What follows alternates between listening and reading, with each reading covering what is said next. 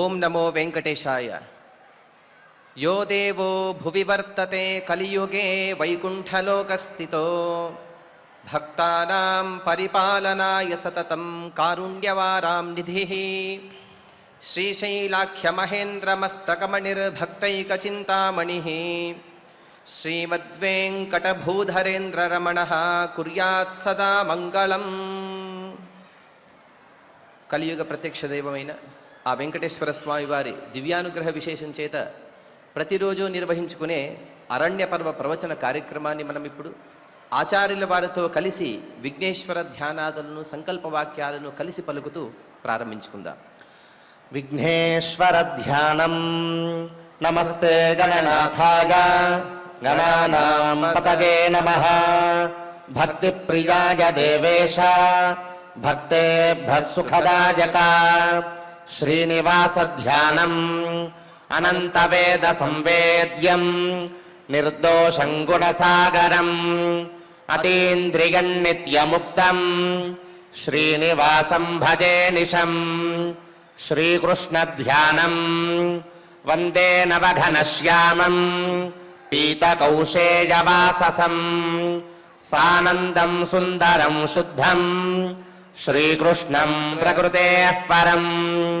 వ్యాసధ్యానం వేదవ్యాసం స్వాత్మరూపం సత్యసంధం పరాయణం శాంతం జితేంద్రియక్రోధం సశిష్యం ప్రణమామ్యహం. అథ సంకల్పః. శ్రీమదాదివరాహ క్షేత్రే విరాజమానస్య జగద్రక్షణార్థమవతీర్ణస్య శ్రీమదఖిలాండకోటి బ్రహ్మాండ నాయకస్య శ్రీవేంకటేశ్వర స్వామినః పరిపూర్ణానుగ్రహేణ సర్వేషాం భక్తజనానాం ఆధివ్యాధి నివృత్తి ద్వారా ఆయురారోగ్యైశ్వర్యాభివృద్ధ్యర్థం సర్వారిష్ట నివృత్తి ద్వారా సకల శ్రేయోభివృద్ధ్యర్థం ధర్మార్థ కామ మోక్షాఖ్య చతుర్విధ పురుషార్థ సిద్ధ్యర్థం సమస్త పాపక్షయార్థం శ్రీ పరమేశ్వర ప్రీత్యర్థం శ్రీమన్మహాభారతే వనపర్వణి యథాశక్తి షట్చత్వారింశోऽధ్యాయాంతర్గత శ్లోకపారాయణం ఆచార్యముఖేన కరిష్యామహే. శ్రీకృష్ణ పరబ్రహ్మణే నమః. నారాయణం నమస్కృత్య నరం చైవ నరోత్తమం దేవీం సరస్వతీం వ్యాసం తతో జయముదీరయేత్. ఉదయం లేచినప్పటి నుండి మనిషి సదాచారవంతుడుగా ఉండాలి అని మనం పూర్వం తెలుసుకున్నాం. అసలు సదాచారం అంటే ఏమిటి అంటే సప్త ఋషులు అలాగే మను చక్రవర్తి కానీ లేకపోతే ప్రజాపతులు కానీ వీరు చెప్పినటువంటి ఏదైతే ఆచారం ఉంటుందో దాన్నే సదాచారము అని అంటారు. అటువంటి సదాచారాలు అనేకాలు. అందులోనూ కూడా భోజనం విషయంలో కొన్ని నియమాలు ఉన్నాయి. ఆ నియమాలని మనం అనుసరిస్తూ భోజనం చేస్తే అదొక వైశ్వానర యజ్ఞంగా పిలుస్తారు. అంటే భోజనం వలన కూడా మనకు పుణ్యం దక్కుతుంది. కాబట్టి అటువంటి నియమబద్ధంగా భోజనాన్ని చేయాలని ఆపస్తంభ మహర్షి ఇత్యాదులు చెబుతూ ఎవరెవరు ఎంతెంత భోజనం చేయాలనే విషయాన్ని కూడా చెబుతారు. అష్టౌ గ్రాసా మునేర్భక్ష్యాః షోడశారణ్యవాసినః ద్వాత్రింశత్తు గృహస్థస్య అమితం బ్రహ్మచారిణాం. ఒక గ్రాసము అంటే ఒకసారి మనం నోట్లో వేసుకుని నమలగలిగినంత ఆ ఆహారం, అంత పరిమాణం యొక్క ఆహారాన్ని ఒక గ్రాసము లేకపోతే ఒక ముద్ద అని అంటాం. అంత ముద్దలని సన్యాసిగా ఉన్నవారు 8 ముద్దలను మాత్రమే స్వీకరించాలి. ఎవరైతే అరణ్యవాసంలో ఉంటారో అనగా వానప్రస్థులు ఉంటారో వారు 16 ముద్దలు, గృహస్థుడు 32 ముద్దలు. కానీ బ్రహ్మచారికి మాత్రం నియమం లేదు. బ్రహ్మచారి అమితంగా స్వీకరించవచ్చు. అమితంగా అంటే 2 సార్లు మాత్రమే అర్థం. 2 సార్లు ఎక్కువగా భోజనం చేయాలి. ఎందుకంటే ఎదిగే వయస్సు కాబట్టి అతనికి భోజన నియమాలు తక్కువ, ఎక్కువగానే భోజనం చేయొచ్చు. అలాగే అశ్వమేధిక పర్వంలో మహాభారతంలోని కొన్ని విషయాలను చెబుతూ వక్త్రమాత్రం పిండాంశ్చ గ్రసేదైకైకశ పునః వక్త్రాదికస్తు యపిండ ఆత్మోచ్ఛిష్టం తదుచ్యతే. ఇంతకుముందే మనం చెప్పుకున్నాం, ఒక ముద్ద అంటే ఒక ముద్ద అనగా ఎంత అంటే వక్త్ర ప్రమాణం పిండాంశ్చ, మనం నమలగలిగినంతటువంటి ఆహారాన్ని ఒక పిండమునంటాము. అటువంటి పిండం కన్నా ఎక్కువ అనగా మనం నమలగలిగిన ఇంకా మిగిలిన ఏదైతే ఆహారం ఉంటుందో ఒక ముద్దలో దాన్ని ఆత్మోచ్ఛిష్టము అంటారు. అంటే మన ఎంగిలి. విచిత్రం ఏమంటే మన ఎంగిలి మనకి పనికిరాదు. ఇంకొకరి ఎంగిలి ఏ విధంగా అయితే మనకు పనికిరాదో అదేవిధంగా మన ఎంగిలి అనగా మనం తినగా మిగిలినటువంటి ఒక ముద్దలో ఏ భాగమైతే ఉంటుందో అది కూడా పనికిరాదు. సదా చాత్యాశనం నాద్యాత్ నాతిహీనం తు కర్హిచిత్ యథాన్యేన వ్యథానస్య తథా భుంజీత నిత్యశః. భోంచేసే సమయంలో చాలా కాన్షియస్గా అంటే స్పృహతో భోంచేయాలి. ఎలాగంటే సదా చాత్యశనం నాద్య, మరీ ఎక్కువగా భోంచేయద్దు. కడుపు ఉబ్బరంగా ఉంటూ ఏదో మనం ఇప్పుడు సోడాలు కూడా లేదో తాగుతూ ఉంటాం, ఆ విధంగా అజీర్తి అయ్యే విధంగా భోజనం చేయకూడదు. నాతిహీనంతో కర్హిచిత, ఇంకొందరు డైటింగ్ అంటారు, ఏదో సన్నబడాలని అతి తక్కువగా భోంచేస్తారు, ఆ విధంగా భోంచేయకూడదు. యథాన్యేన వ్యథానస్య తథా భుంజీత నిత్యశః. మీరు భోంచేయడం వలన మీకు కష్టం కలగకూడదు. తక్కువ భోంచేసి శరీరం నిశ్శక్తమైపోకూడదు, అలాగే ఎక్కువ భోంచేసి కడుపు ఉబ్బరంగా కూడా ఉండకూడదు. ఆ విధంగా అంత మాత్రమే భోంచేయాలి. జఠరం పూరయేద్ అర్ధం అన్నైర్భాగం జలేన చ వాయో సంచరణార్థాయ చతుర్థం అవశేషయే. మన కడుపులో ఉదర భాగం ఏదైతే ఉంటుందో, అన్నకోశం ఏదైతే ఉంటుందో అందులో 50% అనగా సగాన్ని ఆహార భాగంతో నింపాలి, ఇంకొక పావు భాగాన్ని నీటితో నింపాలి, ఇంకొక భాగాన్ని అనగా ఇంకొక 25% ఖాళీగా వదిలేయాలి. అక్కడ వాయు సంచారమై జీర్ణం సులువుగా అవ్వాలి కాబట్టి అంత మాత్రమే భోంచేయాలి. కడుపు నిండా మనం ఇంకొకసారి మా పెద్దలు చెప్పేవారు, భోజనం ఎలా చేయాలంటే భోంచేసిన వెంటనే ఏదైనా ఇస్తే మళ్ళీ దాన్ని కూడా తినగలగాలంట. లేదండి ఇప్పుడే కడుపు నిండిపోయింది మళ్ళీ తినలేను అని చెప్పకూడదు. అంటే అంత మితంగా భోంచేయాలి. కొందరు చాలా అతిగా భోంచేస్తుంటారు, కొందరు మరీ తక్కువగా భోంచేస్తుంటారు. ఇవి రెండు కూడా తప్పు అని చెబుతారు. అలాగే భోజనం చేసే సమయంలో భోజనం తు ననిశేషం అద్యాత్ ప్రాజ్ఞః కథంచన అన్యత్ర దధిసక్వాజ్య ఫలల క్షీరమధ్వపః. మనం తినే ఏదైతే కంచం ఉంటుందో మొత్తంగా అలాగే ఖాళీ చేసేయకూడదు. కొందరు భోంచేసిన తర్వాత అసలు కంచం కడిగేశారు అన్నట్టుగా ఉంటుంది, ఆ విధంగా భోంచేయకూడదు. కాస్త మిగల్చాలి, అన్ని పదార్థాలను కూడా మిగల్చాలి అని చెబుతారు. అందులోనూ కూడా కొన్ని పదార్థాలను మాత్రం మిగల్చకూడదు. అవి ఏవి అంటే పెరుగు కానీ, పాలు కానీ, లేకపోతే నెయ్యి కానీ, లేకపోతే తేనె కానీ, లేకపోతే పాయసం. ఈ పదార్థాలను మనం మిగల్చకుండా వాటిని మాత్రం పూర్తిగా తినాలి, వాటిని మాత్రం ఎప్పటికి కూడా పడేయకూడదు. ఇంతకుముందే మనం చెప్పుకున్నాం. ఎందుకంటే మనం తినగా మిగిలిన కంచంలోని పదార్థాల కోసం మన వీధి చివర ఉండేటువంటి కుక్క ఎదురు చూస్తూ ఉంటుందట. అయ్యో నాకు ఎవరైనా భోజనం పెడతారు, దాన్ని నేను స్వీకరించాలని. అటువంటి ఆ విధంగా ఆ కుక్కలకు కూడా వెళ్ళే విధంగా మనం కాస్త భోజనంలో పడేయాలి. ఇంకొందరు ఉంటుంటారు ఒకసారి మాత్రమే భోంచేయాలి, 2 సార్లు భోంచేయకూడదు అని. కానీ మనుస్మృతిలో స్పష్టంగా చెబుతారు, సాయం ప్రాతర్ ద్విజాతీనాం అశనం శృతిచోదితం నాంతరా భోజనం కుర్యాత్ అగ్నిహోత్ర సమోవిధి. అగ్నిహోత్రం 2 సార్లు చేస్తాం, ఉదయము సాయంత్రము. అదేవిధంగా ఉదయం అయినా రాత్రి అయినా 2 సార్లు మాత్రమే భోంచేయాలి. ఏ విధంగా అయితే 3వసారి అగ్నిహోత్రం లేదో అదేవిధంగా 2 సార్లు మాత్రం అందరూ భోంచేయవచ్చు, సన్యాసులు ఇత్యాదులు తప్ప.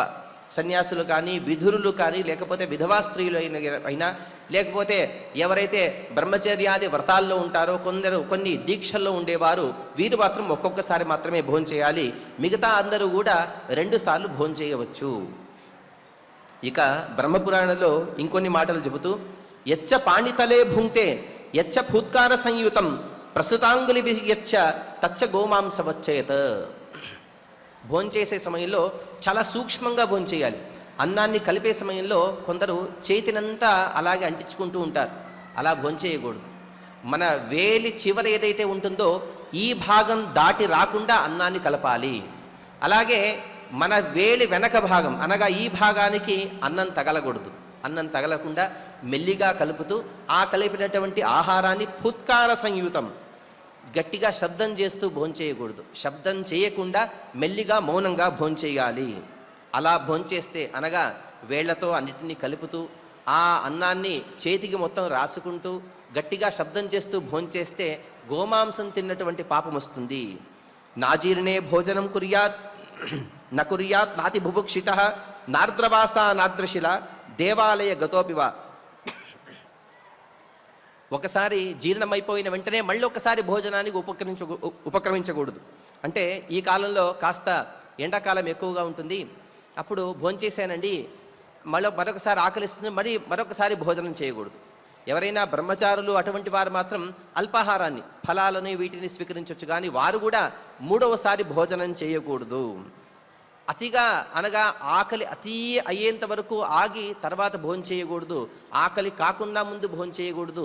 మితంగా మరీ ఎక్కువ ఆకలి కాకముందే మనం భోజనానికి ఉపక్రమించాలి. అలాగే తడిబట్టలు కట్టుకొని భోంచేయకూడదు. నార్ద్రవాసాహ నార్ద్రశిరాహ, కొందరు స్నానం చేసి తలస్నానం చేసి అలాగే తల వెంట్రుకలు తడిగా ఉన్నప్పుడే భోంచేస్తూ ఉంటారు. ఆ విధంగా భోంచేయకూడదు. దేవాలయ గతోపివా, దేవాలయంలో భోంచేయకూడదు. దేవాలయం అంటే ఏది అంటే ఏదైతే విమానం ఉంటుందో, ఆలయం యొక్క శిఖరం ఏదైతే ఉంటుందో మూల విరాట్ పైన శిఖరం, ఆ శిఖరం భాగం ఉన్నటువంటి మంటపాన్ని దేవాలయం అని పిలుస్తారు. మిగతా ప్రాంతం ప్రాకారము దాని పక్కన అక్కడెక్కడైనా భోంచేయచ్చు, కానీ మూల శిఖరం ఉండేటువంటి స్థానం మందిరం గర్భాలయం ఏదైతే ఉంటుందో ఆ ప్రదేశంలో మాత్రం ఎవరు కూడా భోంచేయకూడదు. న ప్రసారిత పాదశ్చ పాదారోపిత పాణిమాన్ నావేష్టిత శిరశ్చాపి నోత్సర్గ కృతభాజన. కాళ్ళు చాపుకుని భోంచేయకూడదు. భోంచేసే సమయంలో కొందరు ఒక చేతిని ఇలా పెట్టి భోంచేస్తూ ఉంటారు. ఎందుకంటే మాకు సపోర్ట్ కావాలండి అని, ఏదో కడుపులో కాస్త భారాన్ని నింపుకుంటూ ఉన్నాము, ఆ నింపుకునే సమయంలో కాస్త సపోర్ట్ కావాలని కొందరు ఇలా చేయి పెట్టి భోంచేస్తుంటారు. ఆ విధంగా భోంచేయకూడదు. రెండు చేతులు కూడా ఒక చేతిని ఇలా తొడపైన పెట్టుకొని ఇంకొక చేతి తొడకు తగిలించకుండా మనం మాత్రమే వంగాలి. చెయ్యి నోరు దాకా రాకూడదు. మన నడుము భాగం వంగాలి. వంగి మనం భోంచేయాలి. భోంచేసే సమయంలో ఒక్క మెతుకు కూడా కింద పడకూడదు. గ్రాసశేషం నచాష్ణీయాత్ పీతశేషం పిబేన్నతు శాకామూల ఫలేక్షూణాం దంతెచ్ఛేదైర్నభిక్షయేత్. తినగా మిగిలిన ముద్దలోని భాగాన్ని మరొకసారి మనం స్వీకరించకూడదు, దాన్ని పడేయవలసిందే. అలాగే మనం నీటిని తాగే సమయంలో కూడా ఎంత నీరైతే ఇప్పుడు తాగగలమో అంత మాత్రమే నీటిని మనం లోటాలో వేసుకోవాలి. మిగిలిన నీరుని మరొకసారి మనం స్వీకరించకూడదు, దాన్ని కూడా పడేయవలసి వస్తుంది. దేనైనా కొరికి తినే పదార్థాలు ఉంటాయి. కొరికి తినే పదార్థాలని ఒకసారి కొరికిన పదార్థాన్ని ఇంకొకసారి తినకూడదు. అంటే ఆ పదార్థం ఎంత ఉండాలంటే ఒకసారి నోట్లో వేసుకుని కొరికి తినేయాలి, అలా ఉండాలి. కొరికి సగాన్ని కింద పెట్టి మరొకసారి దాన్ని కొరికి తినడం అనేది ఇది అధర్మం అవుతుంది. బాహూనాం భుంజతా మధ్యే నాష్నీయాచ్చ త్వరాన్విత వృథాన వికరేదన్నం నోచ్చిష్ట స్యాత్ క్వచిత్ భుజే. అలాగే మనం భోంచేస్తూ రెండు చేతులను పైకెత్తడం, గట్టిగా ధ్వని చేయడం, లేకపోతే ఎవరినో స్మరించడం ఆ విధంగా చేయకుండా మౌనంగా భోంచేయాలి, పరమాత్మనే స్మరించాలి. అలాగే బృహస్పతి ధర్మశాస్త్రంలో నస్పృశేత్ వామహస్తేన భుంజానో నాన్నం కదాచన నపాదో న శిరోపస్థం నపదా భాజనం స్పృశేత్. ఒకరేపుడు కూడా భోంచేయకూడదు. భోంచేసే వారికి వడ్డించేవారు విడిగా ఉండాలి. ఎందుకంటే భోజ్య పదార్థాలన్నీ కూడా లక్ష్మీ స్వరూపాలు. లక్ష్మీ స్వరూపమైనటువంటి ఆ పదార్థాన్ని ఎడమ చేతితో తాకకూడదు. కొందరు అలాగే ఉప్పుని చేత్తో వడ్డిస్తూ ఉంటారు. నెయ్యిని కూడా ఏదో స్పూను అవి దొరకకపోతే చేత్తోనే వడ్డిస్తుంటారు. అలా చేత్తో వడ్డించకూడదు. ఏ పదార్థాలను కూడా అంటే మనం సాక్షాత్తుగానైనా లేకపోతే గరిటతోనైనా ఎడమ చేత్తో మాత్రం ఏ పదార్థాన్ని వడ్డించుకోకూడదు. వడ్డించేవారు విడిగా ఉండాలి, వారు వడ్డించాలి. భోంచేసేవారు మాత్రం ఖచ్చితంగా వడ్డించకూడదు. అలాగే భోజ్య పదార్థాలు పెట్టినటువంటి పాత్రలు ఏవైతే ఉంటాయో వాటిని కాళ్లతో తాకకూడదు. ఇక భోజనం సమయం ఏది అనే విషయాన్ని కూర్మ పురాణంలో చెబుతూ నార్ధరాత్రే నవధ్యాహ్నే నాజీర్ణే నార్ద్రవస్త్రధుక నభిన్న భాజనే చైవ నభూమ్యాం నచపాణిషు. కొందరు ఎప్పుడో అర్ధరాత్రి పూట భోంచేస్తూ ఉంటారు, ఇంకొందరు చాలా త్వరగా భోంచేస్తూ ఉంటారు. అలా వేళ కాని వేళలో ఎప్పుడు కూడా భోంచేయకూడదు. అతి మధ్యాహ్నం ఉదయం నుండి అలాగే ఉపవాసం ఉంటూ మధ్యాహ్నం ఒకేసారి భోజనం చేయడం అనేది కూడా ఆరోగ్యానికి హానికరమే. అలాగే నాజీర్ణే, ముందు తీసుకున్నటువంటి ఆహారం ఇంకా జీర్ణం కాలేదు, అప్పుడు కూడా భోజనం చేయకూడదు. మనం భోజనం చేసేటువంటి పదార్థాలు ఏవైతే కంచాలు ఉంటాయో అవి విరిగినవి ఉండకూడదు, శుభ్రంగా ఉండాలి, మంచి దృఢంగా ఉండాలి. అటువంటి భాజనం అనగా కంచం బాగా ఉండాలి, అటువంటి భాజనంలోనే భోజనం చేయాలి. నభూమ్యాం నచపాణిషు, కొందరు భూమిపైన భోంచేస్తూ ఉంటారు. ఏది కంచం దొరకలేదు లేకపోతే ఆకు దొరకలేదు అంటే అలా కింద గుడ్డతో తుడుచుకుని భోంచేస్తూ ఉంటారు. అంటే అధా భోజనం అనేది, భూమి భోజనం అనేది కొన్ని నియమాలు ఉన్నాయి, ఎప్పుడో అధిక మాసాదులో చేస్తుంటారు. ఆ నియమానుసారంగా కాకుండా మిగతా సమయాల్లో ఎవరు కూడా భూమిపైనే అలాగే భోంచేయకూడదు. ఇంకొందరికి చేత్లో వేసుకుని తినే అలవాటు ఉంటుంది, ఆ విధంగా కూడా భోంచేయకూడదు. ఇంకొందరికి ఎడమ చేత్తో పెట్టుకొని భోంచేస్తూ ఉంటారు. ఈ కాలంలో అన్ని ఫంక్షన్లో మనం అలాగే తింటూ ఉంటాం, బఫే అని దానికి పేరు పెట్టాం. అది మహా అపరాధం అని చెబుతోంది శాస్త్రం. నోచ్ఛిష్టే ఘృతమాదద్యాత్ నమూర్ధానం స్పృశేదపి న బ్రహ్మ వ్యాహరన్ వాపి ననిశేషం నభార్యయ నాంగణే చ నచాకాశే నచ దేవాలయాదిషు. మనం భోంచేసే సమయంలో నెయ్యిని కింద వలకపోయకూడదు. నెయ్యి ఎప్పుడు కూడా కింద పడి తగిన అపశకునము. కొన్ని పదార్థాలు ఎప్పుడు కూడా కింద పడకూడదు అంటారు, కింద పడకూడదు. కింద పడిన పదార్థాలను తీసి లోపల వేసుకోకూడదు, పాత్రలో కానీ లేకపోతే భోజన పాత్రలో కానీ, వాటిని అలాగే వదిలేసేయాలి. అలాగే మూర్ధానం న స్పృశేదపి, భోంచేసే సమయంలో అదే చేత్తోనే కొందరు తలగొక్కోవడం ఏదో చేస్తూ ఉంటారు. ఎంత ఆపదలు వచ్చినా కూడా భోజనం చేసేటువంటి చేత్తో, కుడి చేత్తో మాత్రం ఏ అంగాన్ని కూడా మనం తాకకూడదు. ఎందుకంటే అది ఎంగిలి చెయ్యి. అది ఎప్పుడు శుద్ధమవుతుంది అంటే మనం భోజనం చేసి కడుక్కున్న తర్వాతే శుద్ధం. మధ్యలో కంచంలో చేతిని కడగకూడదు. అందుకోసం భోజనం తర్వాతే, చేతిని కడుక్కున్న తర్వాతే మన అంగాలను కానీ వేరే పదార్థాలను కానీ మనం తాకాలి. అలాగే నపిబేన్ నభుంజీత ద్విజస్సవ్యేన పాణిన నైకహస్తేన చజలం దుష్టేనార్జితం పిబేత్. మనం ఆహారం తింటుంటాము, ఆహారం స్వీకరించే సమయంలో కాస్త నీటిని కూడా స్వీకరిస్తాం. ఆ నీటికి కూడా కొన్ని నియమాలు ఉన్నాయి. ఆ నీరు ఎలా ఉండాలి అంటే మనం నీటిని స్వీకరించేది ఒక చేత్తో స్వీకరించకూడదు. నీటిని తాగే సమయంలో ఒక చేత్తో తీసుకోకుండా ఆ ఒక చేత్తో పట్టుకొని ఇంకొక చెయ్యి తాకిచ్చి అలాగే రెండు చేతులతో నీళ్లు తాగాలట భోజనం సమయంలో. అంటే ఎడమ చేత్తో నీరు తాగకూడదు, ఎందుకంటే అది ఎడమ చేయి దేనికి పనికిరాదు. కుడి చేత్తో తాగాలంటే అన్నం తింటుంటాము, అప్పుడు ఎలా చేయాలంటే ఒక చేత్తో గ్లాసుని ఇలా పట్టుకొని ఇంకొక చేతిని దానికి తాకిచ్చి రెండు చేతులతో నీళ్లు తాగాలి. అలా నీరు తాగితే మాత్రమే అది శుద్ధమైనటువంటి నీరు అవుతుంది. నైకహస్తేన, ఏదో ఒక చేత్తో నీటిని తీసుకొచ్చాడు, ఆ నీరు కూడా పనికిరాదు. అంటే భోజనం సమయంలో నీరు పెట్టాలన్నా కూడా రెండు చేతులతో నీళ్లు తీసుకుని వచ్చి పెట్టాలి. అలాగే దుష్టుడు ఉంటాడు, దుష్టుడు తెచ్చినటువంటి భోజ్య పదార్థాలు కానీ నీటిని కానీ స్వీకరిస్తే పాపం వస్తుంది. పిబతో యత్పిబేత్తోయం భోజనే ముఖనిశ్రుతం అభోజ్యం తద్భవేదన్నం భోక్తా భుంజీత కిల్బిషం. భోజనం చేసే సమయంలో అకస్మాత్తుగా మనం తాగినటువంటి నీరు బయటికి వచ్చింది అనుకోండి, బయటికి వచ్చిన నీరు మనం తినే కంచంలో పడిందంటే వెంటనే భోజనం నుంచి లేయాలి. ఆ నీరు పడినటువంటి ఆ కంచము అశుద్ధమే, మిగిలిన పదార్థాలన్నీ కూడా అశుద్ధమైపోతాయి, వాటిని బయట పడేయాలి. పీతావశేషితం తోయం బ్రాహ్మణోన పునఃపిబేత్ పిబేద్యధిహితం తోయం ద్విజశ్చాంద్రాయణం చరేత్. ఆ విధంగా ఒకసారి తాగి మిగిలిన నీటిని మరొకసారి తాగితే వారు చాంద్రాయణ వ్రతాన్ని చేయాలి.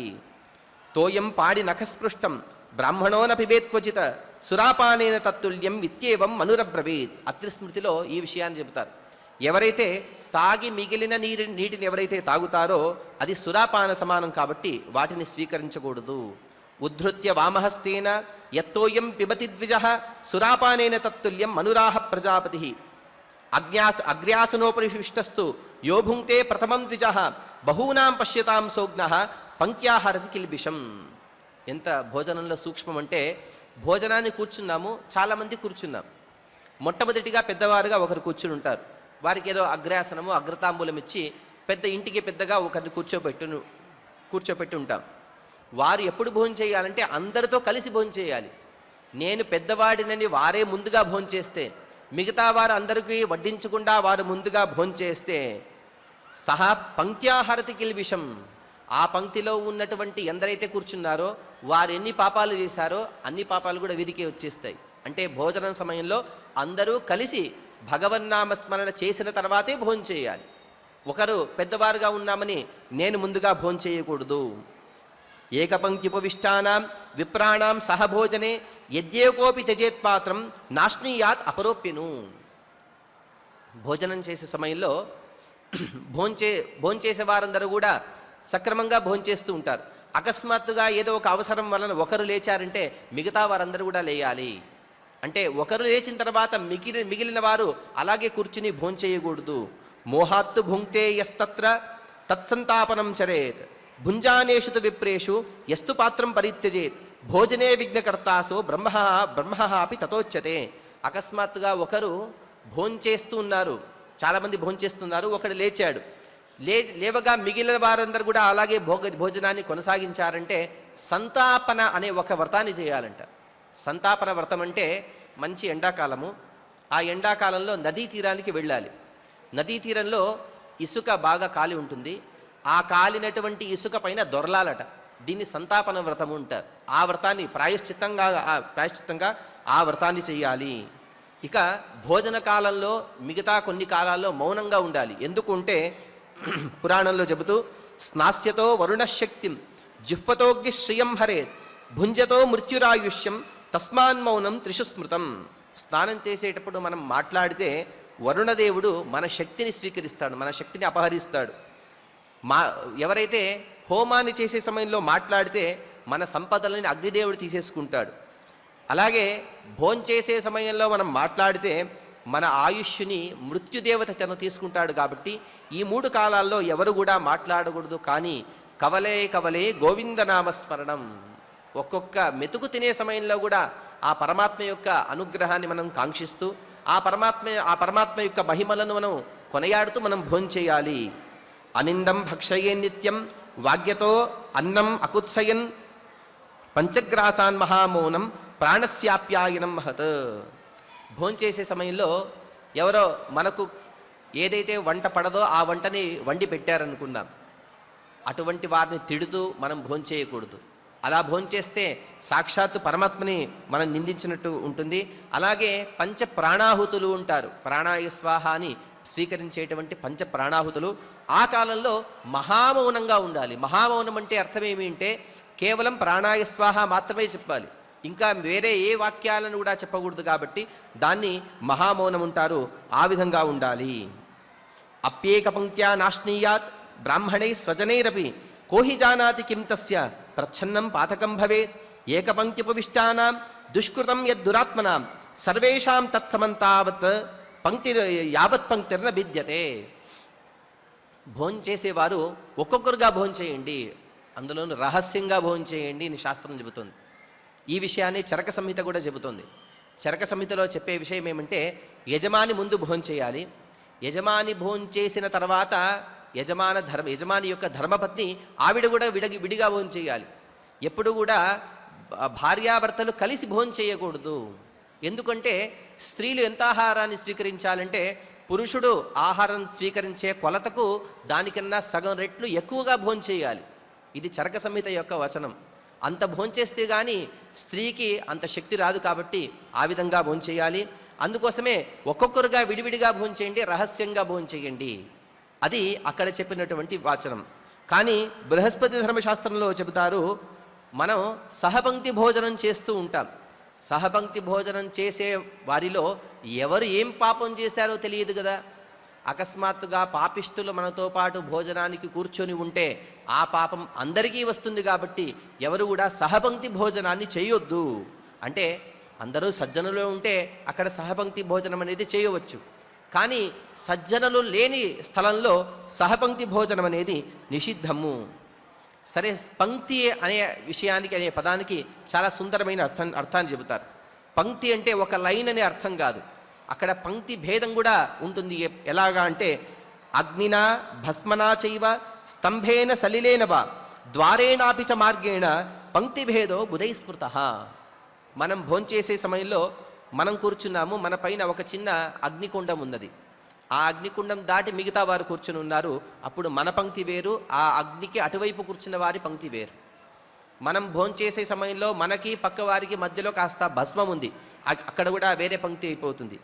లేకపోతే కనీసం నీటిని వేసుకున్నా కూడా, నీటితో ఒక గీత గీసినా కూడా పంక్తి భేదమైపోతుంది. కాబట్టి అనగా మనం భోజనానికి కూర్చునే సమయంలో కింద భోజనాన్ని కూర్చోవాలి. కూర్చున్నప్పుడు మన చుట్టూ కూడా కాస్త నీటిని వేసుకుని భోంచేస్తే మనం సహపంక్తి భోజనం చేసినట్టు ఉండదు, ఇంకొకరి పాపం అనేది మనకు అంటదు. కాబట్టి ఈ విధంగా భోంచేయాలి. స్తంభేన, లేకపోతే మన పక్కన స్తంభాలున్నా కూడా అక్కడ కూడా పంక్తి భేద అయినట్టే. ద్వారేణాపిచ మార్గేణ, మన పక్కన ఒక ద్వారం ఉన్నా లేకపోతే అందరూ తిరిగేటువంటి ఒక మార్గం ఉన్నా కూడా అది వేరే పంక్తి అయినట్టే ఉంటుంది. ఈ విధంగా భోజనం చేసే సమయంలో అనేక నియమాలను చెబుతూ ఇక భోజ్య పదార్థాలన్నీ కూడా గవ్య పదార్థాలై ఉండాలి. అనగా గో ఆధారిత పంటలను మనం స్వీకరించాలి. స్వీకరిస్తే వాటి ద్వారా శరీర ఇంద్రియ అంతఃకరణాలు అన్నీ కూడా శుద్ధమవుతాయి. శుద్ధమవడమే కాదు, ఎప్పుడూ కూడా పరమాత్మ యొక్క చింతనలోనే మనం మునుగుతాము. కాబట్టి అటువంటి పదార్థాలను మాత్రమే స్వీకరించాలి అని అనేక పురాణ వాక్యాలు చెబుతున్నాయి. కాబట్టి మనమందరం కూడా ఇదే విధంగా భోంచేసే ప్రయత్నం చేద్దాం. ఆ గోవిందుని అనుగ్రహానికి పాత్రలవుదాం. ఇక ఆచార్యుల వారు మనకు ఈ అరణ్య పర్వంలోని 46వ అధ్యాయంలోని కొన్ని శ్లోకాలను పారాయణ చేస్తారు. ఆ పారాయణ కార్యక్రమం నిర్వర్తించుకొని తదుపరి కార్యక్రమాన్ని కొనసాగించుకుందాం. ఓం నమో వెంకటేశాయ. ఓం నమో వెంకటేశాయ. చక్కగా మనం ఆచార్యుల వారి ద్వారా భోజన సంబంధమైనటువంటి నియమాలని మనం తెలుసుకున్నాం. ఇక్కడ భోజనం చేసేటప్పుడు మొట్టమొదటిగా మనం అందరం కలిసి కూర్చొని భోజనం చేయటం అనేటటువంటిది కూడదు. ఎవరైతే వచ్చారో వారికి ముందుగా భోజనం పెట్టాలి, ఆ తదుపరే మనం భోంచేయాలి అని మనం తెలుసుకున్నాం. అయితే ఇక్కడ ఎవరు వడ్డించాలి, ఎవరికి ముందుగా మనం భోజనం అనేటటువంటిది పరివేషణం చేయాలంటే వడ్డన చేయాలి అని అంటే శాస్త్రం చెబుతోంది, మన ఇంట్లో వృద్ధ బాలాతురాన్ పూర్వం, ముందుగా ఎవరైనా సరే పెద్దవాళ్ళు ఎవరైనా ఉన్నారు అని అంటే వృద్ధులు అంటే వయోవృద్ధులు ఎవరైతే ఉన్నారో వారికి ఫస్ట్ భోజనం పెట్టండి. అదేవిధంగా బాల అంటే చిన్న చిన్న పిల్లలు ఎవరైతే ఉన్నారో వారికి మీరు వడ్డన చేసి భోజనం తినిపించండి, తప్పులేదు. అదేవిధంగా ఆతురహ అంటే అనారోగ్యంతో బాధపడుతూ ఉండేటటువంటి వారు, ఆరోగ్యం సరిలేనటువంటి వారు, రోగగ్రస్తులు, అటువంటి వారికి కూడా ముందుగా భోజనం అనేటటువంటిది పెట్టండి. ఆ తదుపరి గర్భిణీశ్చ అతిథీన్ గృహే, అదేవిధంగా గర్భిణీ స్త్రీలు ఎవరైనా సరే ఉన్నట్లయితే వారికి భోజనం ముందుగా వడ్డించండి.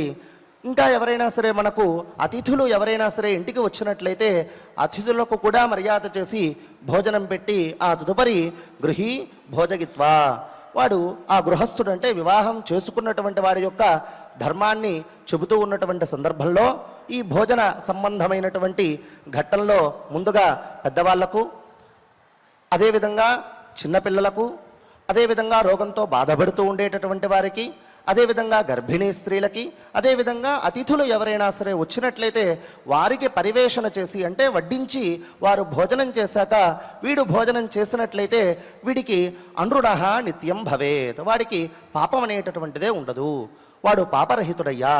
అటువంటి దానిని వాడు భోంచేసినట్లయితే మనం పూర్వం మహాభారతంలో కూడా చెప్పుకున్నాం. అలా భోంచేసినటువంటి పదార్థానికి విఘసాన్నం అని పేరు. విఘసము అనంటే సాక్షాత్తు మనం హవనం చేస్తే ఉన్నటువంటి హుతశిష్టాన్నానికి ఏ విధమైనటువంటి ఫలాన్ని మన మహర్షులు ఉపదేశించి ఉన్నారో ముందుగా వీరికి భోజనం పెట్టి ఆ తదుపరి మనం భోజనం చేసినట్లయితే ఆ విధమైనటువంటి ఫలం కలుగుతుంది అని శాస్త్రవాక్యం. అంతటి మహత్తరమైనటువంటి విశేష ధర్మాలను నిత్య కృత్యంలో మనం ఆచరించాల్సినటువంటి ధర్మాలను మనం ఈరోజు తెలుసుకున్నాం. ఆచార్యుల వారి ద్వారా మనం తెలుసుకుంటూ ఉంటే ఇందులో మనం ఎన్ని మనం తప్పులు చేస్తున్నామో మనకే అర్థమైపోతుంది. కాబట్టి ఈ విధమైనటువంటి తప్పులు పునఃపునః అది జరగకుండా వీలైనంత వరకు వాటిని తగ్గించుకుంటూ యథావిధిగా భోజన నియమాలను పాటిస్తూ స్వామివారి యొక్క అనుగ్రహాన్ని పొందాలి అని ఆశిస్తూ ఇక యథావిధిగా మహాభారత అంతర్గత వనపర్వంలో 46వ అధ్యాయంలో యథాకించిత్ శ్లోకపారాయణం చేసుకుందాం, స్వామివారి యొక్క అనుగ్రహాన్ని పొందుదాం. వైశంపాయన ఉవాచ వైశంపాయన ఉవాచ తతో విసృజ్య గంధర్వం తతో విసృజ్య గంధర్వం కృతకృత్యం శుచిస్మిత కృత్యం శుచిస్మిత ఊర్వశీ చాకరోత్ స్నానం ఊర్వశీ చాకరోత్ స్నానం పార్థదర్శనలాలసా పార్థదర్శనలాలసా స్నానాలంకరణైర్హృద్యైః స్నానాలంకరణైర్హృద్యైః గంధమాల్యైశ్చ సుప్రభైః గంధమాల్యైశ్చ సుప్రభైః ధనంజయస్య రూపేణ ధనంజయస్య రూపేణ శరైర్మన్మథచోదితైః శరైర్మన్మథచోదితైః అతివిద్ధేన మనసా అతివిద్ధేన మనసా మన్మథేన ప్రదీపితా మన్మథేన ప్రదీపితా దివ్యాస్తరణ సంస్తీర్ణే దివ్యాస్తరణ సంస్తీర్ణే విస్తీర్ణే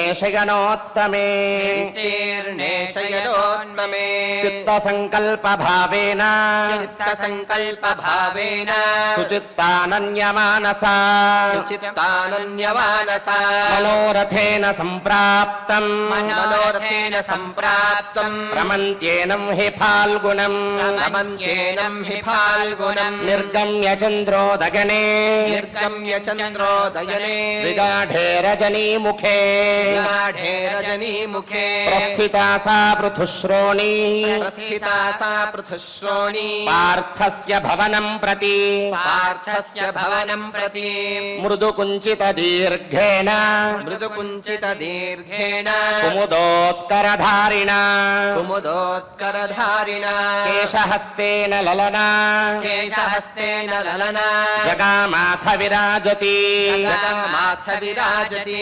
భ్రూక్షేపాలాపమాధుర్యైః భ్రూక్షేపాలాపమాధుర్యైః కాంత్యా సౌమ్యతయాపి చ కాంత్యా సౌమ్యతయాపి చ శశినం వక్త్రచంద్రేణ శశినం వక్రచంద్రేణ సాహ్వయంతీవ గచ్చతి సాహ్వయంతేవ గచ్చతి దివ్యాంగరాగౌ సుముఖౌ దివ్యాంగరాగౌ సుముఖౌ దివ్యచందనరూషితౌ దివ్యచందనరూషితౌ గచ్చంత్యాహార రుచిరౌ గచ్చంత్యాహార రుచిరౌ స్తనౌ తస్యావల్గతుః స్తనౌ తస్యావల్గతుః స్తనోద్వహన సంక్షోభాత్ స్తనోద్వహన సంక్షోభాత్ నమ్యమానా పదే పదే నమ్యమానా పదే పదే త్రివలీదామ చిత్రేణ త్రివలీతామ చిత్రేణ మధ్యేనాతీవ శోభినా మధ్యేనాతీవ శోభినా అధోభూధర విస్తీర్ణం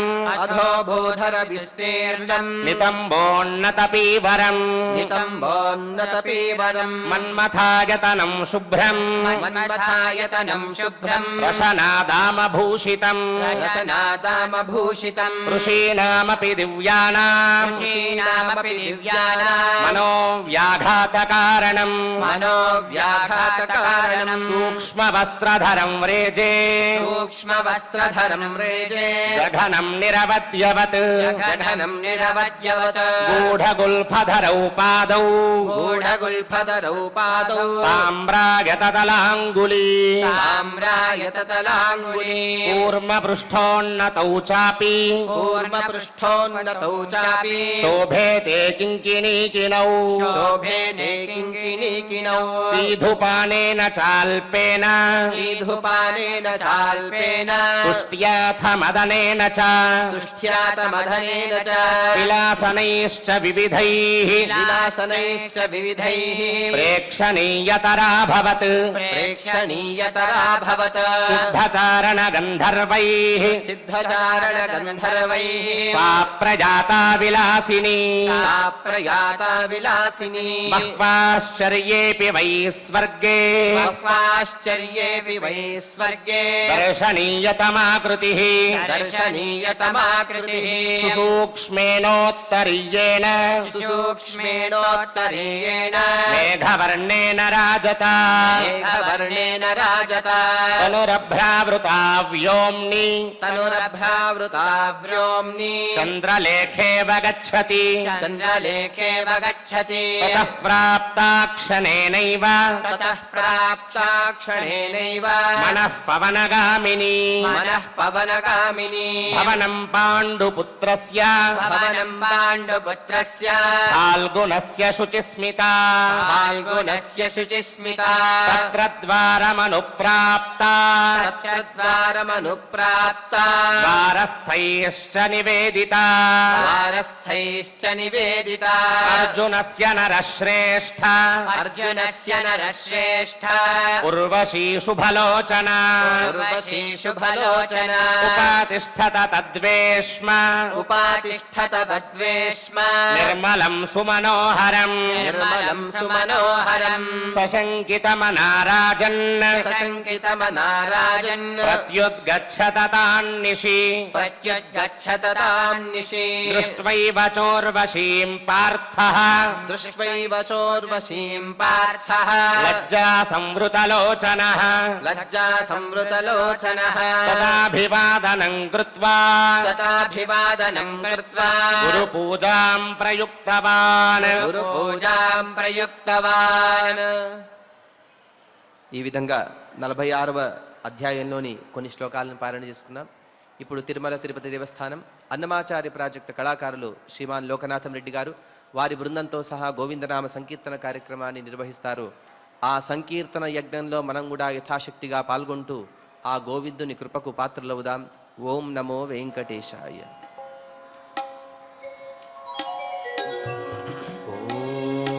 నమో వెంకటేశాయ.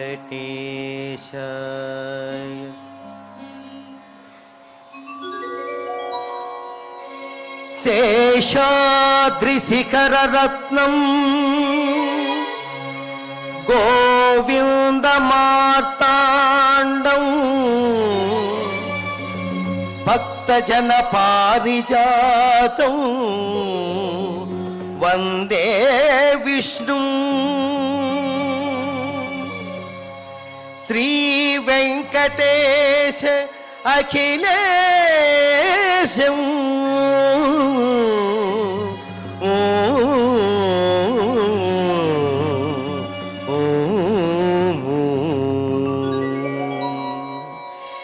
శ్రీ శ్రీనివాస గోవింద శ్రీ వెంకటేశ గోవింద భక్తవత్సల గోవింద భాగవత ప్రియ గోవింద నిత్య నిర్మల గోవింద నీలమేఘ శ్యామ గోవింద పురాణ పురుష గోవింద పుండరీకాక్ష గోవింద నందనందన గోవింద నవనీత చోర గోవింద పశుపాలక శ్రీ గోవింద పాప విమోచన గోవింద దుష్ట సంహార గోవింద దురిత నివారణ గోవింద శిష్ట పరిపాలక గోవింద కష్ట నివారణ గోవింద గోవింద హరి గోవింద గోకుల నాదన గోవింద గోవింద హరి గోవింద గోకుల నాదన గోవింద.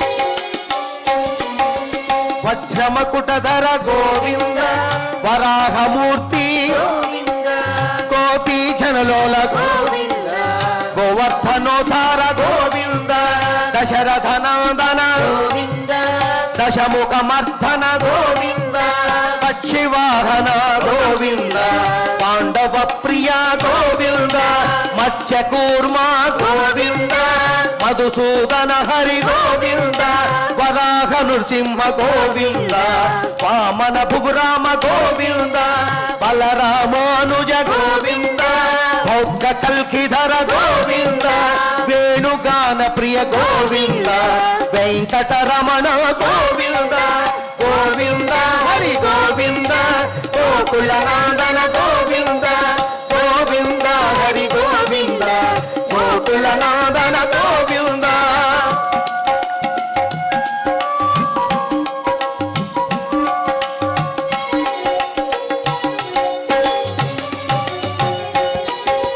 సీతానాయక గోవింద శ్రిత పరిపాలక గోవింద దళిత జన పోషక గోవింద ధర్మ సంస్థాపక గోవింద అనాథ రక్షక గోవింద ఆపద్బాంధవ గోవింద శరణాగత వత్సల గోవింద కరుణా సాగర గోవింద కమలధలాక్ష గోవింద కామిత ఫలద గోవింద పాప వినాశక గోవింద పాహి మురారే గోవింద శ్రీముద్రాంకిత గోవింద శ్రీవత్సాంకిత గోవింద ధరణీ నాయక గోవింద దినకర తేజ గోవింద గోవింద హరి గోవింద గోకులనందన గోవింద గోవింద హరి గోవింద గోకులనందన గోవింద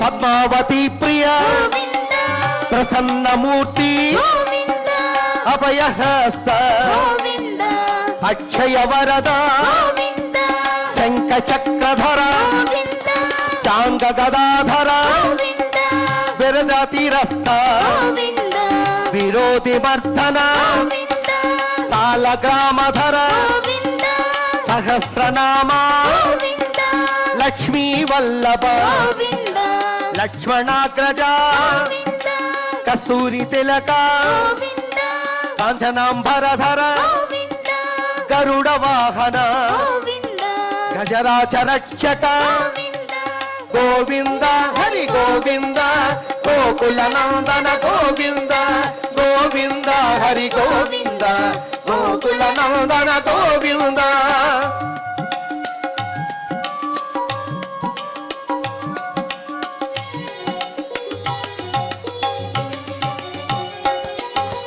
వానర సేవిత గోవింద వారధి బంధన గోవింద సప్తగిరీశ గోవింద ఏకస్వరూప గోవింద శ్రీరామకృష్ణ గోవింద రఘుకుల నందన గోవింద ప్రత్యక్ష దేవా గోవింద పరమదయాకర గోవింద వజ్ర కవచధర గోవింద వైజయంతిమాల గోవింద వటికాసులవాడ గోవింద వసుదేవతనయ గోవింద బిల్వ ప్రతాక్షిత గోవింద భిక్షుక సంస్థుత గోవింద శ్రీ పుంరూప గోవింద శివకేశమూర్తి గోవింద గోవింద హరి గోవింద గోకుల నందన గోవింద గోవింద హరి గోవింద గోకుల నందన గోవింద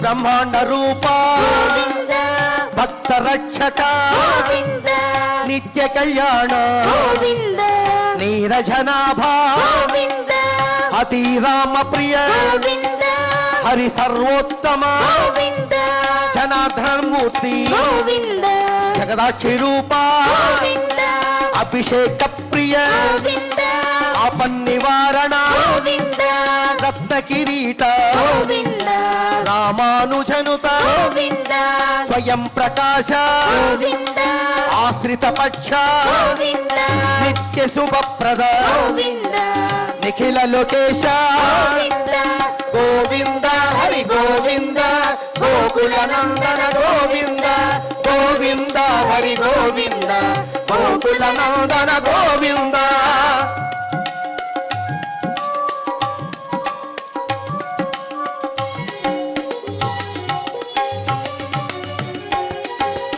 ఆనంద రూప గోవింద ఆద్యంతరహిత గోవింద ఇహ పరదాయక గోవింద యువరాజ రక్షక గోవింద పరమదయాళు గోవింద పద్మనాభ హరి గోవింద తిరుమల వాస గోవింద తులసీవనమాల గోవింద శేషశాయనే గోవింద శేషాద్రి నిలయ గోవింద మధ్య అవతార గోవింద ఏడుకొండలవాడ గోవింద గోవింద హరి గోవింద గోకుల నందన గోవింద గోవింద హరి గోవింద గోకుల నందన గోవింద గోవింద హరి గోవింద గోకుల నందన గోవింద గోవింద హరి గోవింద గోకుల నందన గోవింద గోవింద హరి గోవింద గోకుల నందన గోవింద గోవింద హరి గోవింద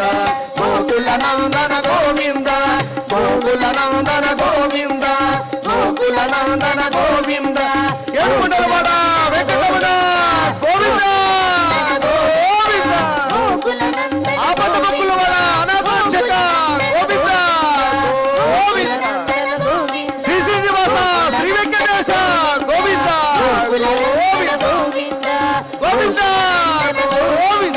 గోవింద గోకుల గోవింద గోవింద గోవింద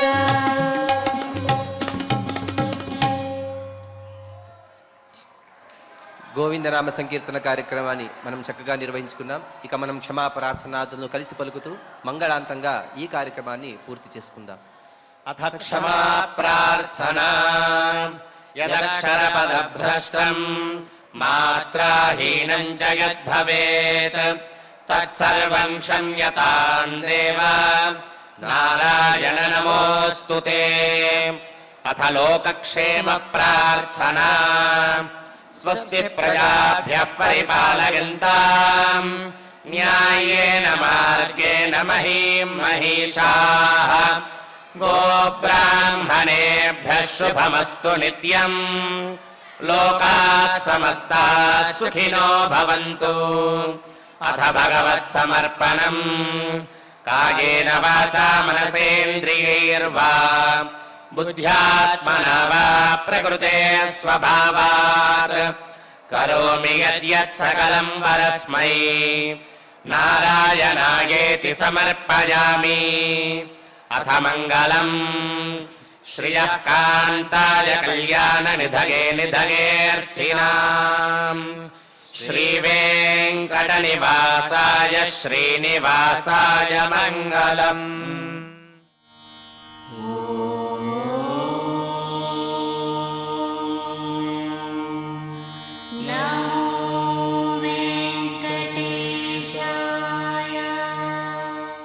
స్వామి బోధానంద గోసేవ ఆశ్రమం సైథాపూర్. జ్యోతిష్యం వాస్తుశాస్త్రం మన పూర్వీకులు మనకిచ్చిన వరం.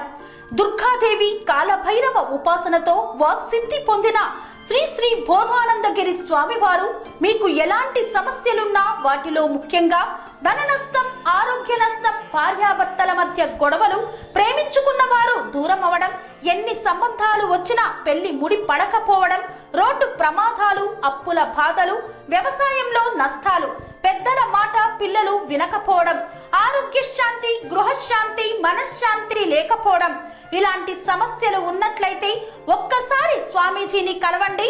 మీ సమస్యలకు తగిన పరిష్కారాన్ని పొందండి.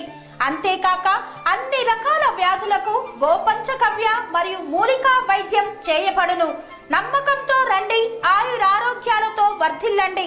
మా అడ్రస్ స్వామి బోధానంద గోసేవ ఆశ్రమం సైథాపూర్, వీరభద్రస్వామి గుడి దగ్గర, యాదగిరిగుట్ట. సంప్రదించవలసిన నెంబర్ 9849213754 మరియు 9618034138.